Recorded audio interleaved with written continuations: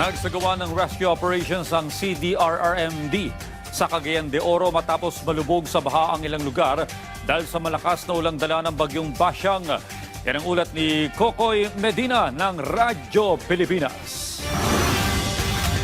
Dahil sa malakas na ulan na dala ng bagyong Basyang, nalubog sa baha ang ilang lugar sa Cagayan de Oro.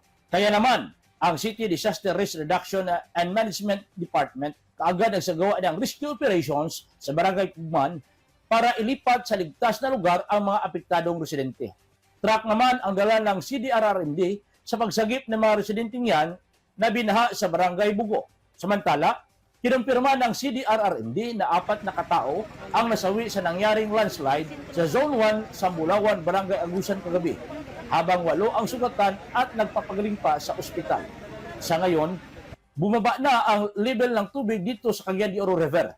Patuloy naman na pinaalalahanan ng lokal na pamahalaan ang mga nakatira malapit sa ilog na lumikas muna. Gayon din, ang mga nakatira sa mga bulubunduking lugar dahil posible pa rin ang mga pag-ulan mamayang hapon. Mula rito sa Cagayan de Oro City, para sa Integrated State Media, Kokoy Medina ng Radyo Pilipinas, Radyo Publiko.